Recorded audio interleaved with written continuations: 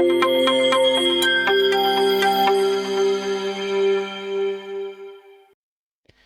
everyone, welcome to another very interesting video. I'm currently working on a project with a collaborator, and what they have done is they have used the TIG processing to modify the surface properties of steel, and they wanted to simulate the process to see how much distortion is caused by this process while improving the properties, and also if they can predict the temperatures and other things. So it's a challenging job, and again I thought that maybe I will make a simple video on this to show you how to define a welding path and also the heat source and heating effects using ABAQUS. And for that, again, we will be writing a DFLUX subroutine, so you will learn about that as well. The overall process in this case works very similar to a normal TIG welding, which is tungsten in inert gas arc welding.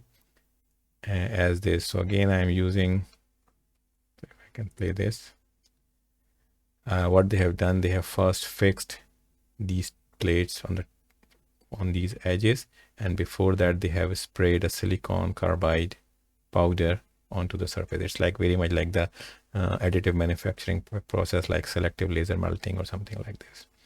Then they use a tungsten arc torch, and in this case I'm using just a nail because I don't have a torch available. And then they basically do the welding path like this, and you see, I mean, the silicon carbide etc melts around, and then they bond with the steel, and they try to change the property after diffusion. So this is the first path. Then they do another path just near to the next to it at a certain distance, then again another path, and then they keep on doing it.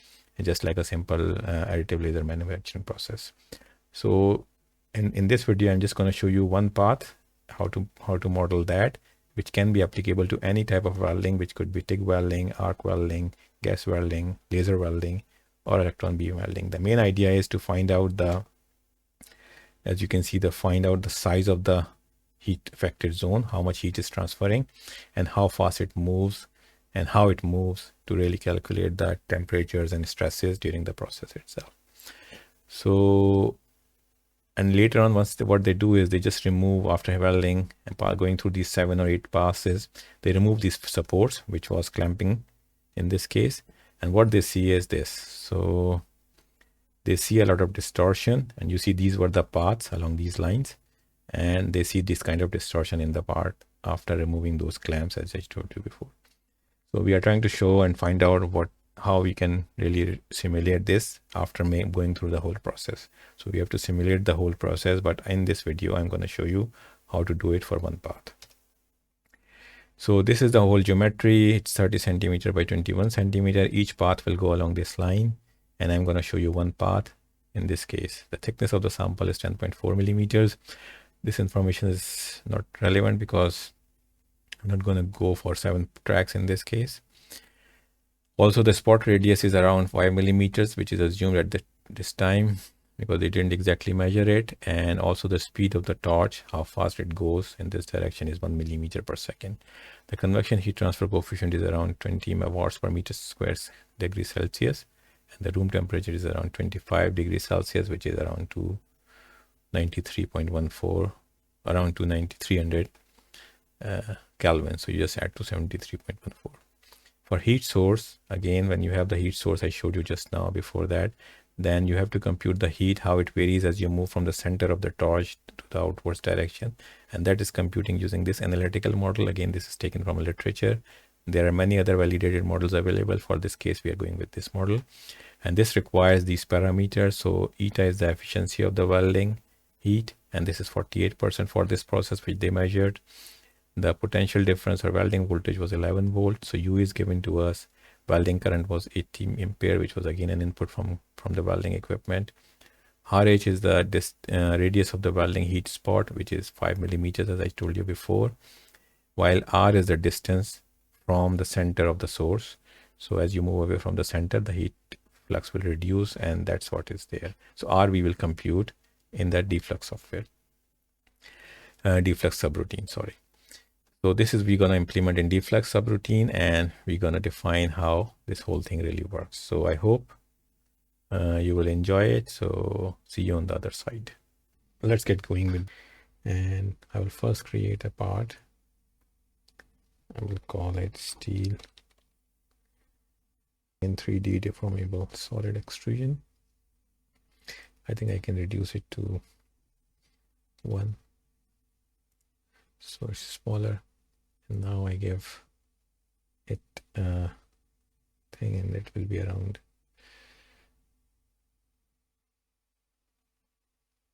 let's start with minus 0.105 comma 0, and then it should go 0.105 comma 0.3. And if you look at it in the zoom view, it looks something like this.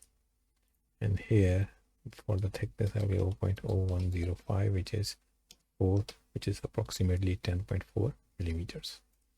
So this is how it looks like. Now it looks more similar to what I showed you in the drawings.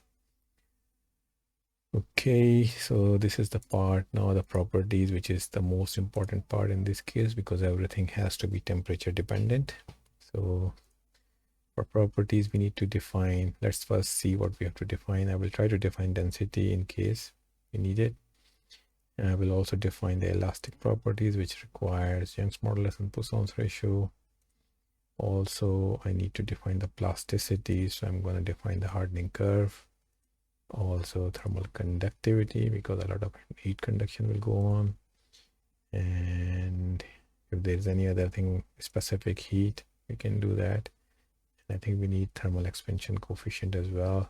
So here is a thermal expansion coefficient. So I think these will serve the purpose, but in any case, if anything else is needed, we can always come back and define a new card. Also make sure that these all should be temperature dependent, because everything will vary as the temperature goes on. Now the main important point is how to get these properties. So for that, what we have done is we use a software called JMAT Pro, and which basically was available to my collaborators, and they were able to use it because they have the license for it. So they used it, and they found, and based on the composition of alloying elements of this steel, they found the properties.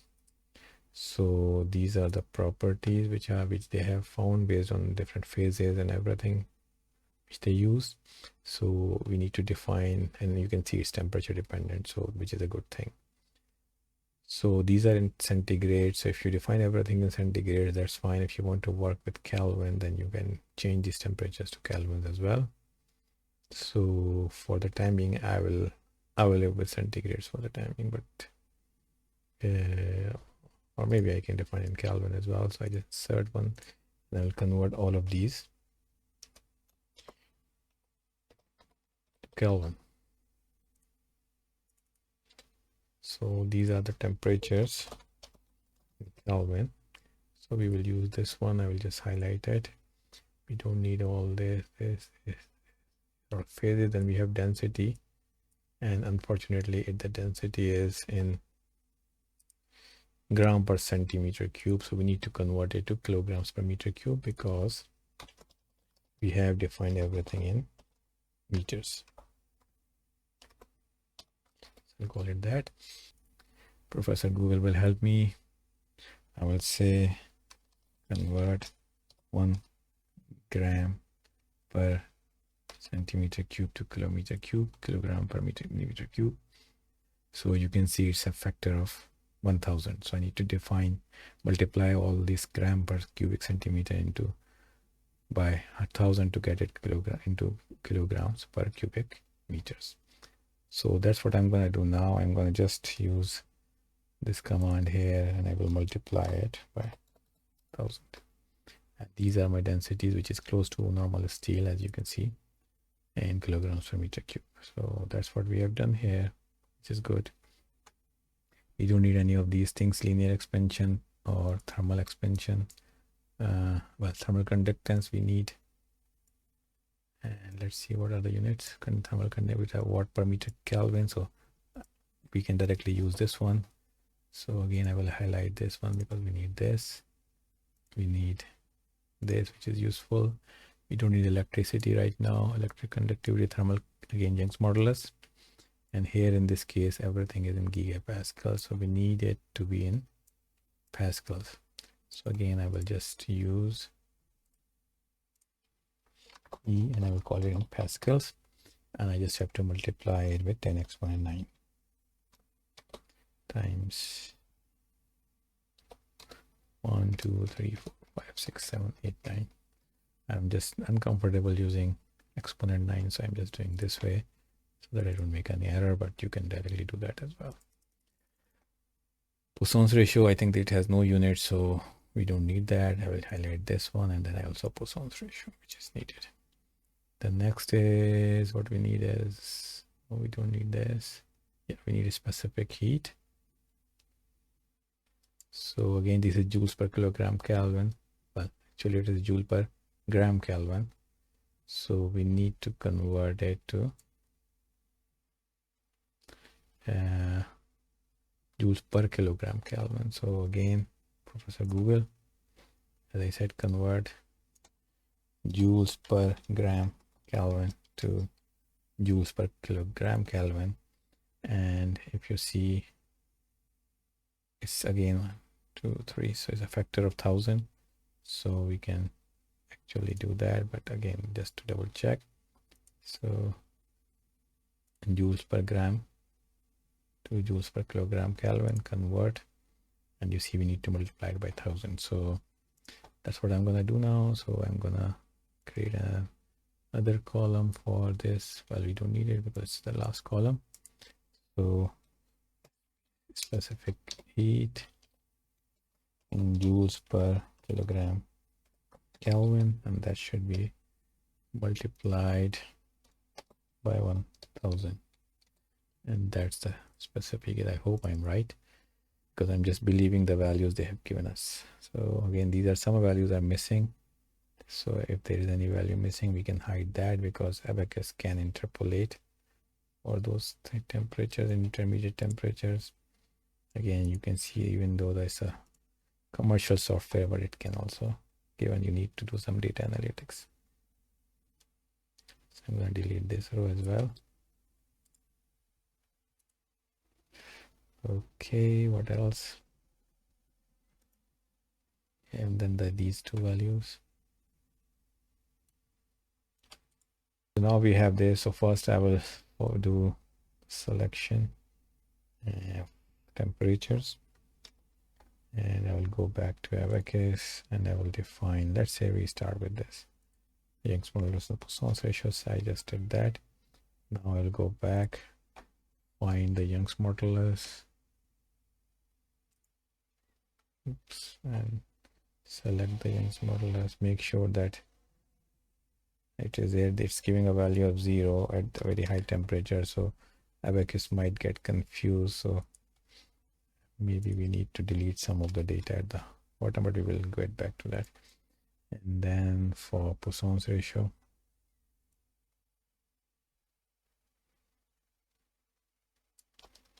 it becomes incompressible at these temperatures because it's almost most probably melted. So that's what we have. So I will just go down and maybe remove some of these rows. Okay, now next is plasticity. We need temperature dependent data, and we can also define the strain rate dependence as well, because so because we are provided with that data as well, but I'm gonna just keep it my lab simple and make it temperature dependent. So for that also they have provided us an Excel file. So I will just use the temperature dependent data, and you see it is for different strain rates and then also for different temperatures here. So that's gonna be a thing. So what I have to do now is I have to first, this is for 25 degrees, so it is better. So I have better to create temperature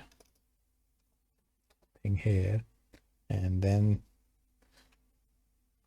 it might be better if I can link. No, I don't think to. I need to link it, but anyways, 25 plus 273.14, because if you remember, everything was in temperature was this. So this will be the first set of variables for different values. So, and again, another problem is here, everything is in megapascals, so maybe we need to convert it to pascals as well.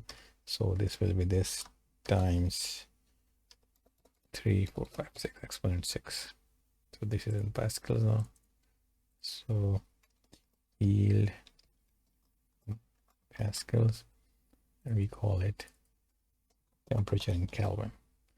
I know this data processing is taking some time, but if you get the data in different forms, this is just to give you an idea how much processing one has to do. So if I can somehow, yeah, let me see how ABAQUS tracks the data.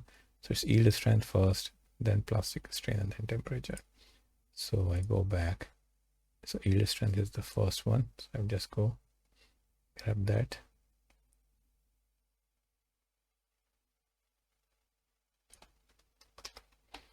Substitute here. Then plastic strain, which is this.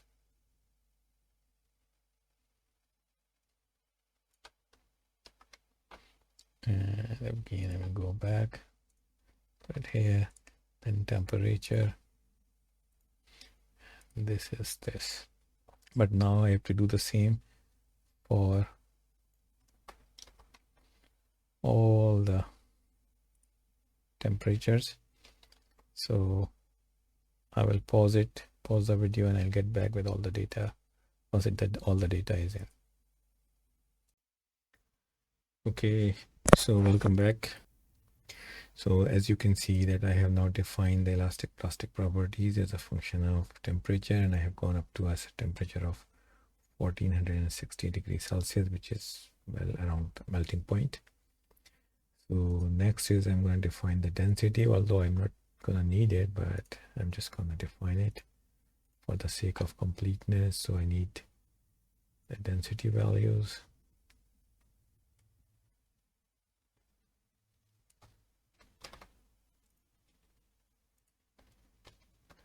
And then I need temperatures. So I'll go back and so I'll take these temperatures. Going back to ABAQUS. So temperature, so density is there. Thermal expansion coefficient, again I will define temperature dependent data. And again I will go back to my Excel file. So I have expansion coefficient exponent -6. So I'm gonna insert a column, and I will multiply this whole thing. Well, the easier is divided by 3, 4, 5, 6 with this. So this is the value, and I will calculate for all. So now copy this, go to ABAQUS, paste this, and now I need temperature. I go back and I copy the temperature as well.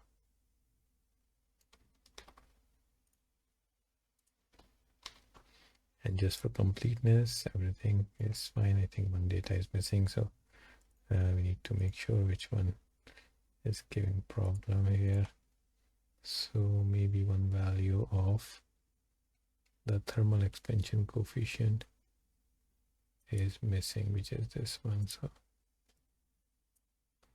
okay, oops, no, so this value is missing. I had room temperature, and they have given us the value there. So I'm going to take, I think it's better to take the same value, and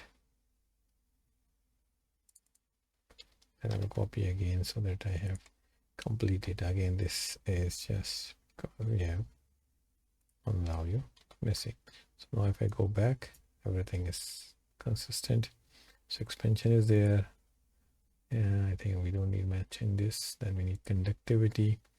And again, it will be temperature dependent. So I'll go back to my sheet again and I will find where is the thermal conductivity. This is the thermal conductivity. So I'll just select all of it. Oops. Go back, conductivity values, temperature, go back, and then the temperatures. Again, you can do it quickly as well, but we're copying it, first arranging the data and then copying, pasting directly in two columns, but I'm just doing it just to show you what happens or how long does it take. And sometimes it's a tedious job to define a geometry. Specific heat, again, per degree Celsius, the units, or Kelvin, and as a function of temperature. So again, I go back, I look for specific heat, which I had somewhere, I think. So let me check. Here's a specific heat. If you remember, we actually converted it already. And now I go here. Then I need temperatures. So I go back and temperature values as well.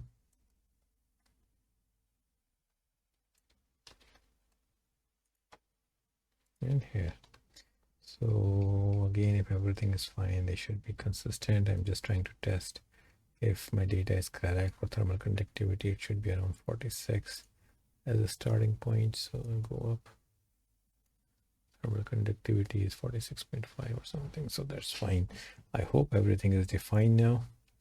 And we have all the necessary properties which are required. At least what I can think of for the time being. If anything comes up, then we will get back. So now we have defined the properties. I will press OK. It will check if all the data is correctly defined. And if yes, then it will say, okay, material is saved. I will create a solid homogeneous section. Material 1 is this material, steel. And then I will assign it to a nice plate, and the color changes. And now you can see the material properties are defined for this thermomechanical analysis. Okay, now let's get to the next part where we go to the assembly module and bring our part here. So that's what we have done.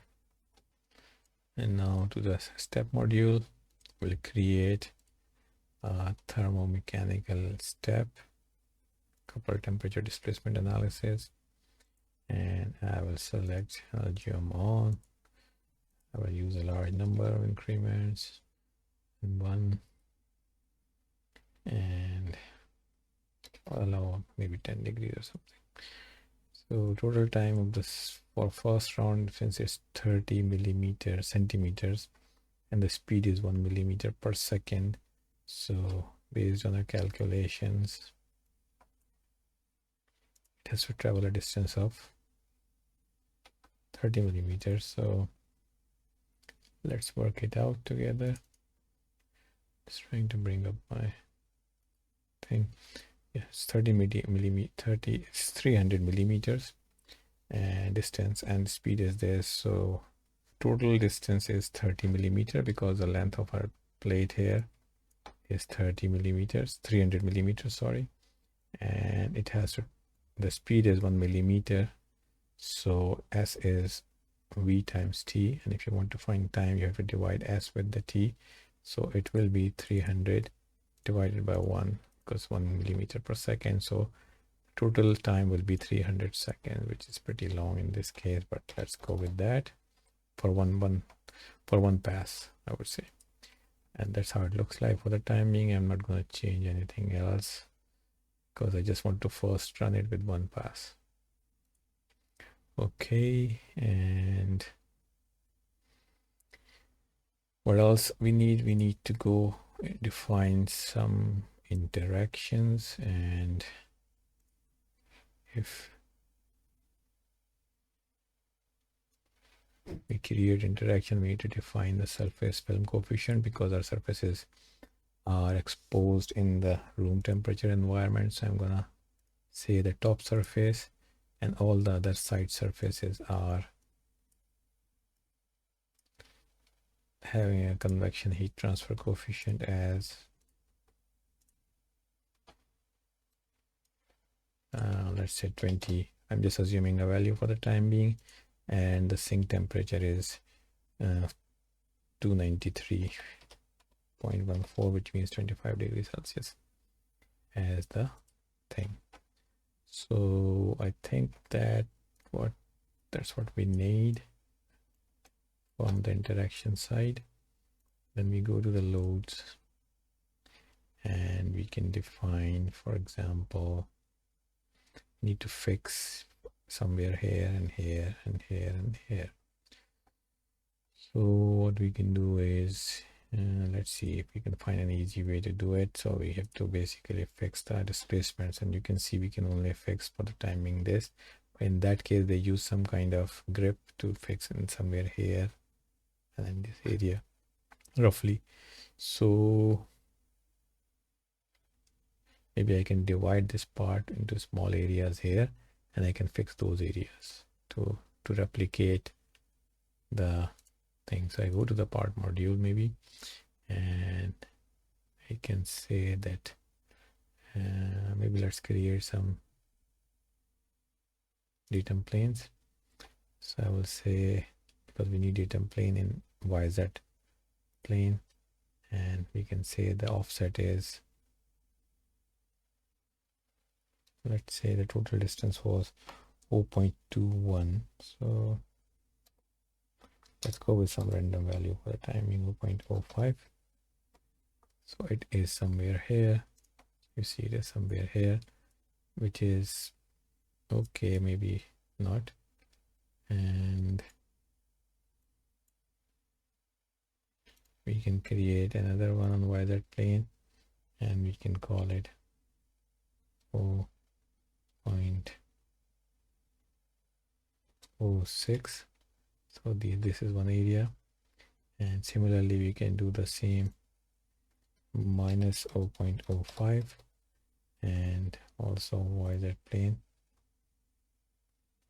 minus 0.06. So I think we will have some kind of symmetry there. So you see they are symmetric, and now we need to create a plane along this and this so that we can divide it easily. Okay, so again, symmetric view, and now in exact plane, and so the total height was 30, if you remember, centimeters, which is 0.3 meters. So let's give a height of 0.05 maybe, which is too much. So I think I need to maybe reduce it. So let's first find it optimal values. That plane 0.01. Yeah, this looks okay. And then another one which will be 0.3 minus 0.01, so it should be 0.29 or something. And I think this should become very symmetric now. Yeah, looks like this. We can delete this one if you want. You can go here, and I think you should be able to find somewhere those datum planes. Okay, here. So not this one, not this one, maybe this one. So we delete this one so we don't get confused now. And now if you want to partition, so we can partition through datum planes. So select a datum plane. Okay, then this cell, datum plane, create partition, then select all of them. We select this one. So this is there, then select these two partitions, and we select this datum plane, create partition. Then we do the same. Maybe we only select this one, and we create a part, select the datum plane and create partition. So see, two are there. We need one more here. So So we can select, I think, all of it, and we select this data plane. So, and we need to do the same on the bottom. So this, and then this data plane, create partition. So now if you look from there, so we have 1, 2. Again, I'm just assuming because we don't have the dimensions for that. Okay, so let's go back now to the load module, and now we can, I think, easily select. So we can select the whole region here.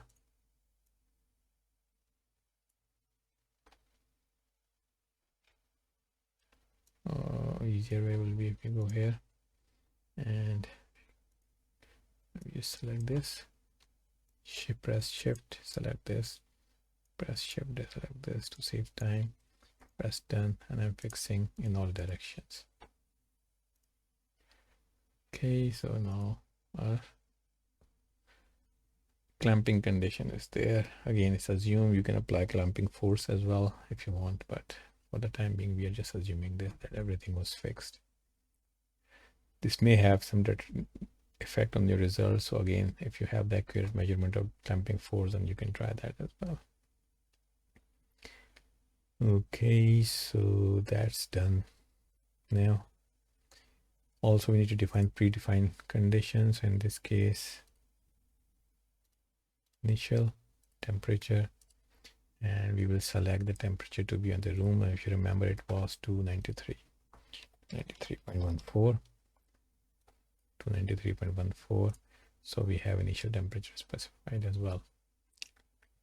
Another thing is the heat flux we have to apply.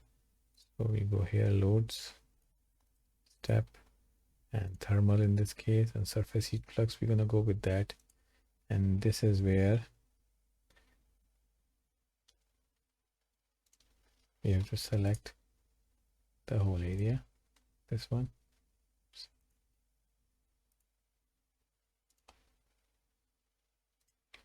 This surface, and we give a magnitude here, or you can tell user defined magnitude 1 for the time being, and we will have to define DFLUX subroutine with the job. So you see the value looks something like this for the time being. Meshing, again, we need a very fine mesh in this area, and for the time being I'm just gonna go with the default one. So go to parts, apply, this is very coarse. So if you mesh it, you see these are 330 elements, which is not good. So maybe we introduce it to 0.0025 maybe as for the global mesh. So at least we have some elements in the thickness direction. Done, and now we have 40,000 elements.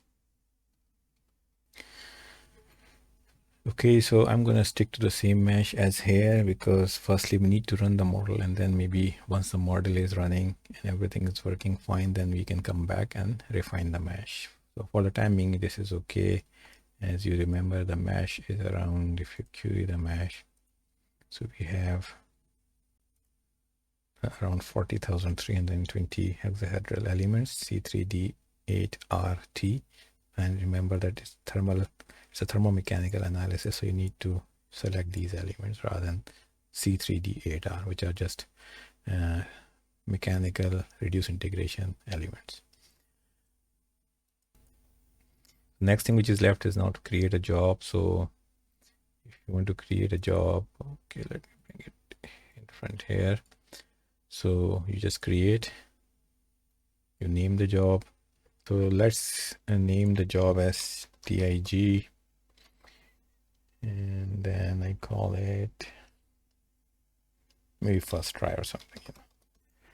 Okay, and then when you click continue, then you will get these options. So again, full analysis, we're gonna go everything the default way. If you want to change the crash directory, I would strongly suggest to do so here, and that would make your life easy.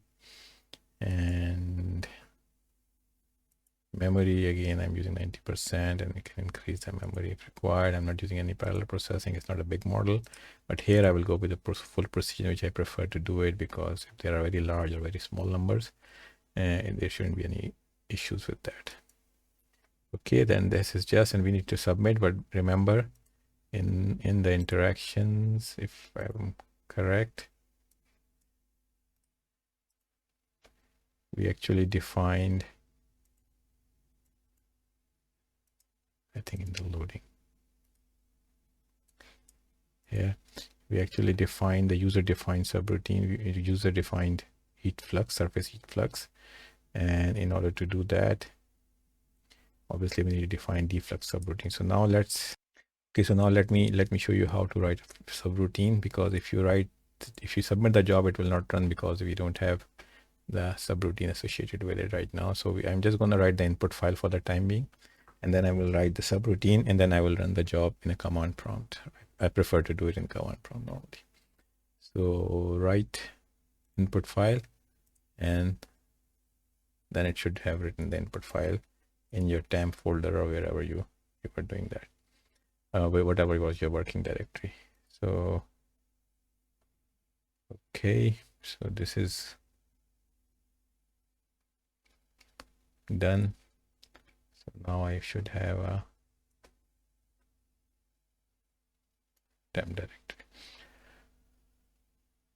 So now I have the job written down. So now I will go and start working on my subroutine. So firstly, I need to get the template for the subroutine. So I will go to the ABAQUS documentation, and at the end of the subroutine, of each subroutine, they have given the templates. So that's what I'm going to do here. I'm going to copy paste the overall template. I'm just using a normal notepad editor, but you can, if you have a compiler editor, you can do that as well. And at the moment, it doesn't know which format it is, so it's just taking it as it is, as granted, but we will change that soon.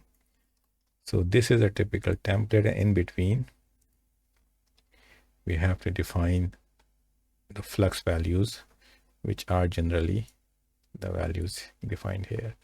Again, these are just some parameters, like this is the number of step, this is the number of increment, this is the time of simulation, so step time. If it's time 1, then it's step time. If it's time 2, then it's total time. And then number of element, number of integration point, coordinates of the nodes, for example. GL type is associated with each variable. Again, you can look at ABAQUS documentation. We won't need it for that time. This is for temperatures at that integration point. And then other values like surface themes and other pressure values, most probably. So have a look at ABAQUS documentation. It clearly explains what is near, but as I told you, we need to define the flux, and that's what I'm going to do in this case. Okay. So let's start how to do it. First, I will save it so that ABAQUS knows which format we are trying to go for. Recognize that it's a .for file, so it automatically converts the syntax as it understands. And obviously we need to work with 7 and 8 column, as you know, in ABAQUS in Fortran. So now first thing is we need to define, if you remember, we need to define this kind of heat flux. That heat flux will be on the surface, and it will vary as we move away from the center point of the electrode or the torch. So it will decrease like this, and this is the function I'm using. Again, this is one of the analytical models. There are many others. If you are want to use some other models, you can do that as well. So again, I will show you how to do this first. So in this case, you have to define, we know the eta value, which is the efficiency, which is 48%. So it's just a number. Potential is also input. Current is also input, which is given to us.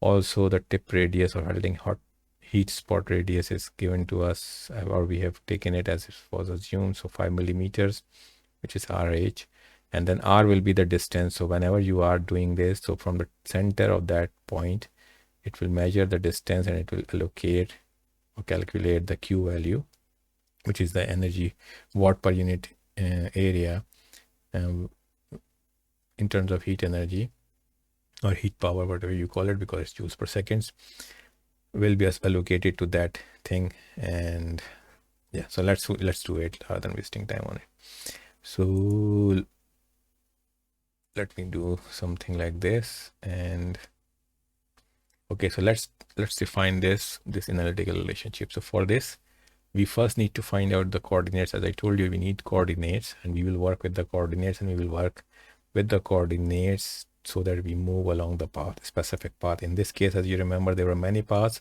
but for this tutorial, for simplicity, I'm just going to show you one path, which is a central path. So then you can repeat it in the same way as I'm going to do for this path. So first we need coordinates because everything is related to coordinates. So I'm going to define X, let's say, and I will call it, let's see, chords. And you know, coordinates are 3. So coordinate 1 is normally X, Y, and then I will just copy paste this. And then I call it call 2. And then similarly Z. And here also I will copy and I will call coordinate 3. So 1, 2, 3 are the X, Y, Z. In ABAQUS terminology, again, you can look at the ABAQUS documentation. Now what we have to do is we have to define the velocities with which it will be moving. So again, the velocities you will define will depend on the model. So if you're defining the model in meters, then everything should be in meter per second. If you're defining the velocity in millimeters, then it should be millimeter per second. So I'm just going to write the comments as well. It's always good because once you come back, you always forget what you have done. So comments really help you. So let's define the world speeds in X and Y and Z direction. Okay, and the units, as I told you, units should be consistent with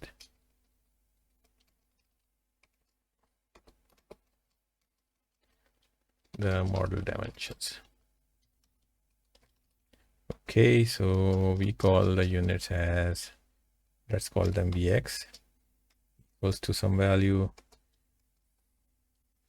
Vy equals to some value, and Vz. So again, these values will depend on the model geometry. So again, if you go back to our model, so you see our X and Y and Z directions are like this. So we have to start at this point and then move along this direction. So we will always be moving in Y direction while X and Z will be constant. So which means X and Z will have a 0 velocity. So that's what I'm going to do now. So I'll call Vx to be 0.0. Vy will have a value, and if you remember, it was 1 millimeters per second, and in meters it will be 0.001 meters per second, and then again in that direction 0. Okay, next is to define the starting position of the weld. And again, if you go back here, you see the origin is at this point. So you see this is at the back, and we have to start from the front. And if you remember, the thickness was 10.4 millimeters. So Z value will be 10.4 millimeters, which is 0.0104 millimeters, and X and Y will be 0 because they are at the origin. So that's what I'm going to do now. I'm going to just define the location of the initial location, starting initial location. We call it position of the welding process. So that's, and again we call it another variable, let's call it X start, and that will be 0.0 as I showed you just now. Then Y start, and that will be again also 0.0, and Z start will be the thickness of your sample in this case. So that will be 0.0104. Again, it's in meters, so everything is in meters. Okay, and then also we have to measure the radial distance R. So I call that distance as D distance, and I will call it 0.0 for the time being. So at the center, obviously this will be 0. Now we need to find out that R is here. If you remember in the formula of that thing, we need to find this R, which is the distance from the center. So as you move away from the center of the weld torch or welding area, then the heat flux will change and the distance will change and R will change as well. So we're going to measure this R now. So to do that, let's call it location of the point from the center of the heat source. We call it like this maybe, and we call it X center, That will be CART plus the velocity times the time of simulation, which is, we use is total time in this case, but you can work around with time. If you say time 1, then it will take the time step time. If in this case we are just going to have one increment, one time step, so it doesn't matter. So again, be careful what time you use here. NTRE, and then start plus VY times, yeah. So we are basically defining in a way the location of your torch or your welding bead or whatever welding tool as a function of time based on the speeds. Equals to Z start plus VZ times. So Vx and Vy, as you know, are 0. Vx and Vz. So these will not change. They will always be at the origin 0, 0, 0 and 0.014 because of this location. While Vy times time will change the location in the y direction. So this means as the time increases, based on the velocity, it will compute the distance and it will move your heat source along this line. And that's what we have done here. Okay, so now if you want to find the distance R for that formula as I showed you before for the heat source, we call it the distance of a point from the heat source center, we call it. And in the formula it is R, so I'm just calling it R here. And I call it distance above, so I'm just going to use distance, and I'm just going to first we need to compute the distance. So if we are at a location X center and Y center and Z center, then to allocate the heat at a certain distance R, we need to find how far is a specific point from that center. So let's call them XT equals to, and that will be X center minus X. So we will just compute the difference between the two, whether negative or positive, whatever it is, we don't care right now, because it can be in the negative direction and it can be in the positive direction as well. Similarly, YT, which is again the distance in the Y direction or difference in Y direction, that will be Y center minus Y. So if you now try to understand, so your current X and Y direction will come from your code when it calls for DFLUX. So you will know those coordinates, and then it will find out, okay, how far it will be from the center based on these calculations, based on time increment and everything. And then once it has done that, it can compute the distance. I call it distance equals to, and that will be just a square root of these differences. So SQRT, let's see, I call it YT times YT plus, so it's the distance formula is the square root of x2 minus x1 squared plus y2 minus y1 squared. So this is what I'm doing here.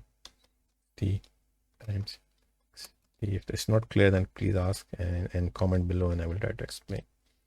So once we have computed the distance, which is R in principle, then what we have to do, we just have to say that flux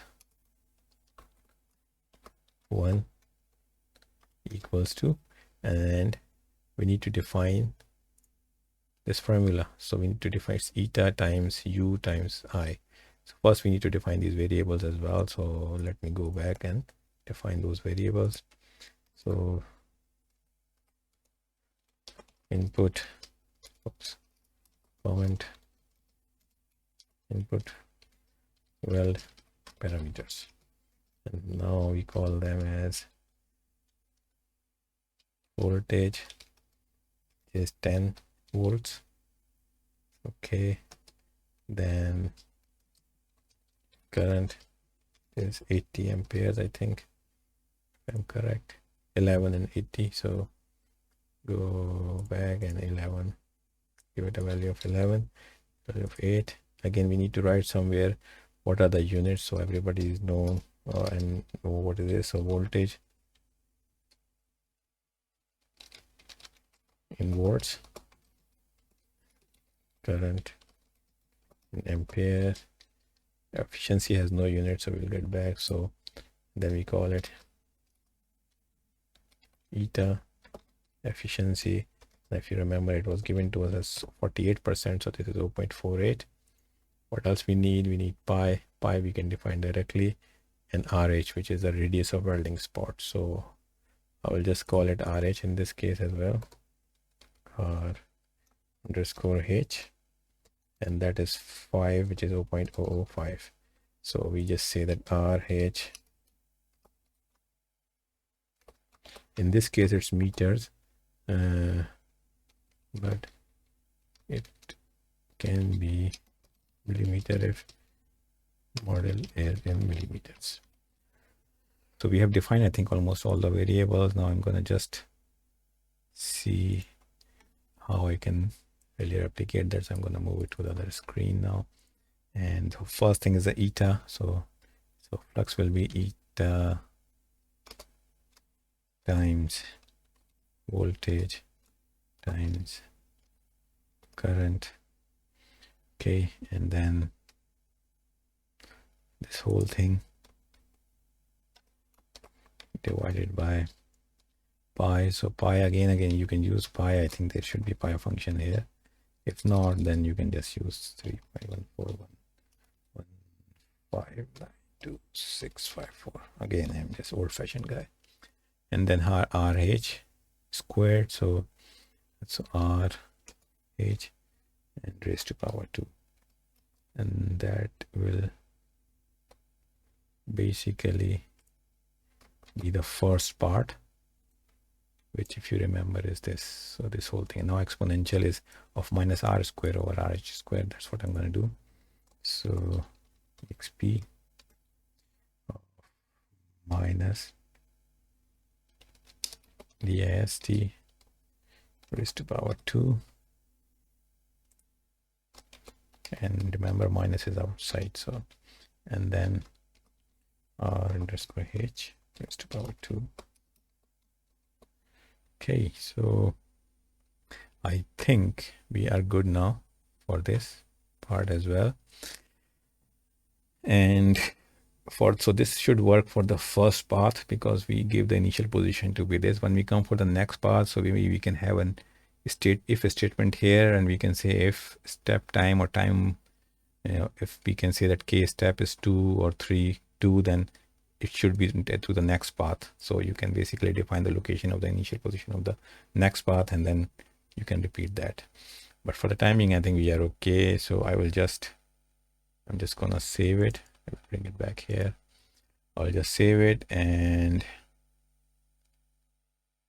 I will just run the analysis for the timing. Okay. Also, I mean, you can define some other model as well. Some people just use a constant value that, okay, if you are at a certain distance from heat source or center, if the distance has a certain value, then you have a constant flux. After that, everything becomes 0, which is also appropriate. You will see in this case also, it is a very sharp going down of the heat. So sometimes it also doesn't matter. But in this case, we are trying to be best available model. So this is what we have done. So what we have to do now, we just save this model. Okay. Okay, so what I need to do, I just need to copy those files here. So that's what I have done here. I have copied this file, and I have copied the input file. And what I have done, I have started the run because it's going to take a long time. So for running, you see, you have to use this command ABAQUS job, then the name of the file, then user equals to the DFLUX, and then double, because I'm using double precision here, and interactive. And this should definitely be able to run your job with no time. So yep, so it's running for some time now. You can see it has to run for 300 seconds. So it has been running for some time. And if you want to see some results, then you see how it looks like. So it starts with 0 initiation. This is the nodal temperature. You can plot heat flux as well. This is all 0, so it's just don't get confused with that. And then as the time increment starts, you see your heat flux starts from here. And then as we move on, your heat flux starts to move and move on in that direction as you do in the welding simulation. Again, you can use the same analogy for 3D printing as well. So you can activate the elements. You can do the same for when you have, the welding beads for some other welding material, and you can basically activate those elements as the heat source moves on and as you introduce the electrode there or consume the electrode there. So this is how it's going on right now, and still it is running. So you see how it looks like, and it looks pretty interesting, and it's still going on. It's going to take some time, so I'm going to leave it running like this, but I hope you are able to understand this, because it's going to take long. I'm not going to wait for it. You can also plot, like, for example, stresses, because our main aim is to look at the residual stresses and see the distortion. So once we have done this, then I will apply a cooling cycle. I will remove these boundary conditions here. You see there are some stress concentrations, and due to that, because it's fixed, and then once I remove it, then I should see some kind of distortion due to that, and then obviously I need to have some multiple passes. So I hope in this short video you are able to learn about how to actually perform welding simulation or an additive manufacturing, laser-based additive manufacturing simulation. In laser case, you just need the laser intensities to compute the heat energy, and again, based on the heat transfer model or surface heat flux model, you can define the heat source and how it moves in the DFLUX subroutine, and it should work as well. And again, you can define multiple paths and everything there. So if you have any questions, then please write below, and I will be able to reply to your questions in no time. So thank you very much for watching this video, and I look forward to see you with some more interesting stuff in the near future.